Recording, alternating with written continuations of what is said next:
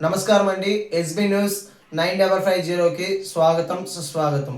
ఏ రోజు వార్త ఆ రోజు మనకు అప్డేట్ కావాలంటే ఎస్బీ న్యూస్ 9550 ఛానల్ను మీరు సబ్స్క్రైబ్ చేసుకుంటే ప్రతిరోజు వార్త మీకు అప్డేట్గా ఉంటుంది.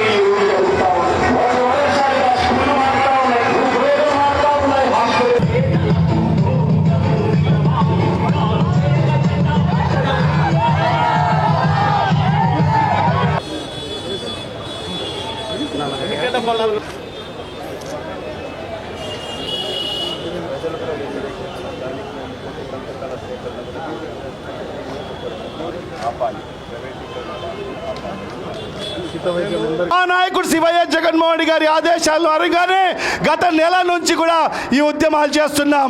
కోటి సంతకాల సేకరణ మరి అన్ని నియోజకవర్గాల్లో కూడా చేయడం జరిగింది. మన కడప నియోజకవర్గంలో కూడా మరి ఈరోజు ఆ కోటి సంతకాల సేకరణ ముమ్మరంగా అన్ని డివిజన్లలో కూడా పూర్తి చేసుకోవడం జరిగింది. మరి ఈరోజు పెద్ద ఎత్తున ఈరోజు వేలాది మంది ఈరోజు ఈ ధర్నాలో పాల్గొని మరి ఏదైతే ఈ నిరసనను ఈ ప్రభుత్వానికి కనువిప్పు కలిగే విధంగా ఈ ప్రైవేటీకరణకు అడ్డుకునే విధంగా ఖచ్చితంగా వైఎస్ఆర్ కాంగ్రెస్ పార్టీ ప్రజల పక్షాన ఉండి పోరాటం చేస్తుంది. ఖచ్చితంగా మీకు అండదండగా ఉంటుందని చెప్పి కూడా ఈ సందర్భంగా మీకు అందరికీ కూడా తెలియజేసుకుంటూ, కరోనా లాంటి మహమ్మారి పెద్ద ఎత్తున భవిష్యత్తులో మళ్ళా ఎప్పుడన్నా వచ్చినా ప్రజలకు మేలు జరగాలి అంటే ఖచ్చితంగా హాస్పిటల్లో అలాగే కాలేజీలు కూడా ఉండాల్సిన అవసరం తప్పకుండా ఉంది అని చెప్పేసి ఆయన తీసుకొచ్చి పెడితే దాన్ని ఈరోజు అమ్మేసే కార్యక్రమం చేపడుతున్నాడు అంటే నిజంగా చాలా దారుణము అని చెప్పి మీకు అందరికీ కూడా తెలియజేసుకుంటున్నా. ఎందుకంటే దీనికి సంబంధించి బ్యాలెన్స్ ఉన్న 10 కాలేజీలను 10 హాస్పిటల్లో నిర్మించడానికి దాదాపు 5,000 కోట్ల రూపాయలు నాబార్డు రుణాన్ని కూడా అప్రూవ్ చేయించి రెడీగా పెట్టిన జగన్మోహన్ రెడ్డి గారు. అటువంటిది ఈరోజు డబ్బులు లేవు, మేము మెయింటైన్ చేయలేము అని చెప్పేసి అమ్ముకుంటున్న పరిస్థితిని మీకు తెలియజేసుకుంటున్నా. సో ఎవరైనా ఒక కాలేజీని 4,850 రూపాయలకు సంవత్సరానికి బాడెక్కిస్తారయ్యా? ఎవరన్నా ఇస్తారా? నెలకు ఏ ఇల్లు పట్టినా ఏ ఇల్లు చూసినా కూడా 10,000, 15,000, 20,000 బాడీలు ఉంటుంది నెలకది. ఇది సంవత్సరానికి 4,850 రూపాయలు అంటే ఎకరాకు 99 రూపాయలు.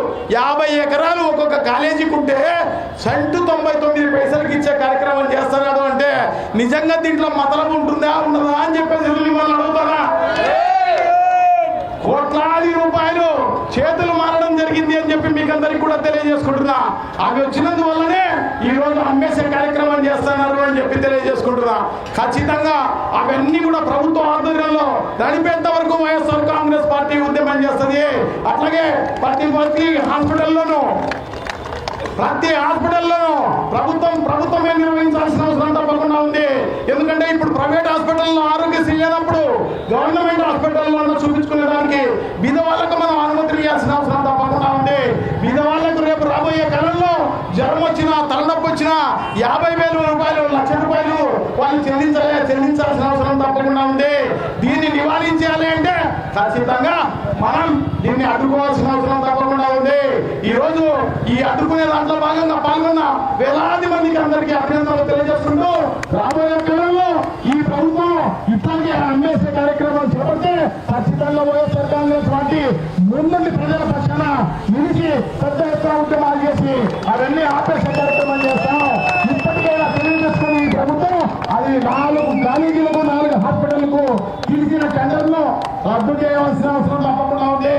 ఖచ్చితంగా ఎందుకంటే మనం ఇంతమంది ప్రజలు పెద్ద ఎత్తున వ్యతిరేకిస్తున్నా, అలాగే పార్టీలన్నీ వ్యతిరేకిస్తున్నా, సిపిఎం బీజేపీ కాంగ్రెస్ అన్ని వ్యతిరేకిస్తున్నా కూడా ఈ ప్రభుత్వం 4 హాస్పిటళ్లకు 4 కాలేజీలకు దానికి టెండర్ పిలిచిన పరిస్థితి ఉంది అని చెప్పి మీకు తెలియజేసుకుంటున్నా. అది ఓపెన్ చేయలేదు కానీ అది టెండర్ పిలవడం జరిగింది. దాన్ని ఖచ్చితంగా ఆపాలి. రాబోయే కాలంలో అవన్నీ కూడా ఈ టెండర్ పిలిచాల్సిన పని లేదు. ఖచ్చితంగా ప్రభుత్వం ఆధ్వర్యంలో ఇది నడవాల్సిన అవసరం తప్పకుండా ఉంది. గతంలో ఆరోగ్యశ్రీలో జగన్మోహన్ రెడ్డి గారు పెట్టినట్టుగా 25 లక్షల రూపాయలు కూడా